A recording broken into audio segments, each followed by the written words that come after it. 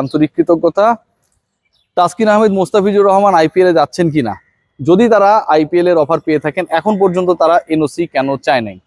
Bangladesh cricket board, Nazmul Abedin Fahim cricket operations chairman, তিনি বলেছেন কেউ এখন পর্যন্ত এনওসি চায় নাই।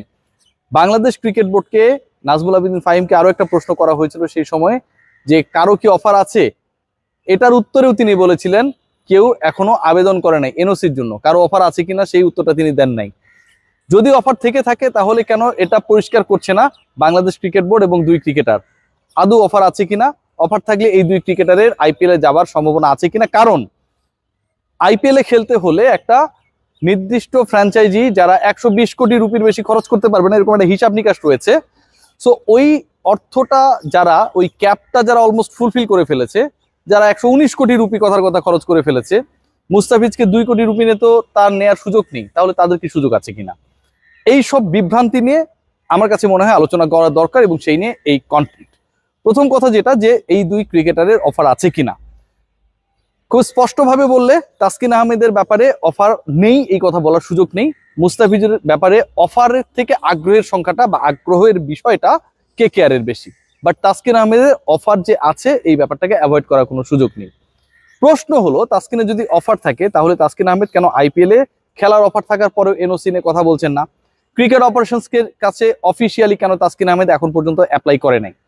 উত্তরটা হচ্ছে, ধরুন আমি আমার প্রফেশন চেঞ্জ করব, কথার কথা, তারাও তো আসলে বাংলাদেশের হয়ে খেলার সময়টায় ছুটি নিয়ে আরেকটা জায়গায় খেলবে, মানে প্রফেশনটা একটু চেঞ্জ করবে। তাহলে নতুন জায়গায় আমি যখন যুক্ত হব, সেই জায়গার 100% গ্যারান্টি না পাওয়া পর্যন্ত, অফার লেটার না পাওয়া পর্যন্ত আমি কি আমার এক্সিস্টিং কর্মক্ষেত্রের থেকে ছুটি বা ইস্তফা দিতে পারবো? নিশ্চয়ই আমি পারবো না।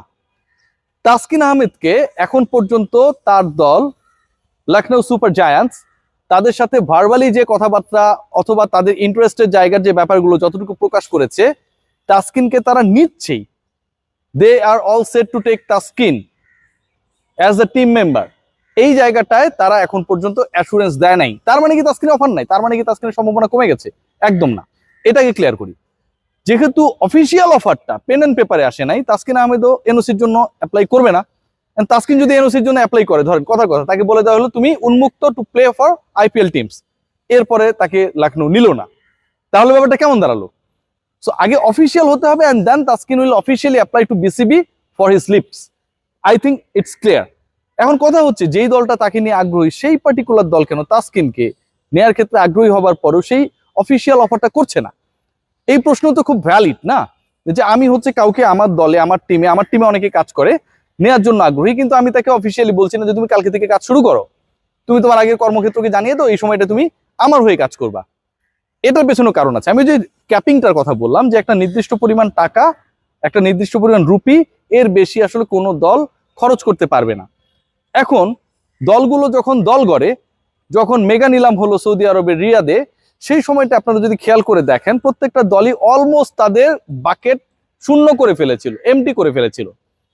120 কোটির কাছাকাছি অ্যামাউন্টে খরচ সবাই করে ফেলেছিল। ওটা কিন্তু এক্সিড আপনি করতে পারবেন না।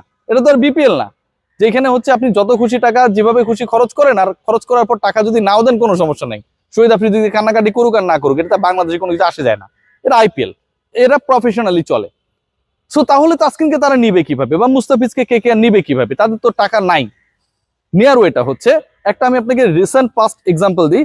সাকিব আল হাসান, তাকে কলকাতা নিয়েছিল, তার লাস্ট যে সিজনটা আইপিএল এ খেলার কথা ছিল, সেই পার্টিকুলার সিজনে সাকিব আল হাসানকে নেয়ার পরেও কলকাতা ফাইনালি রিকোয়েস্টেড হিম যে তিনি যেন তার নামটা উইথড্র করে নেয়, কারণ সাকিব আল হাসান ফুল সিজনের জন্য এভেলেবেল ছিলেন না।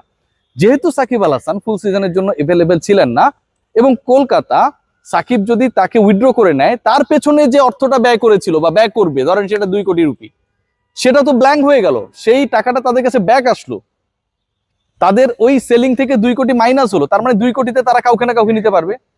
লখনৌ এন্ড কলকাতা তারাও ওই একই প্রসেসে রয়েছে। তাদের যে তারা দলভুক্ত করেছে, সাকিব আল হাসানের কিন্তু কোনো ইনজুরি কনসার্ন ছিল না।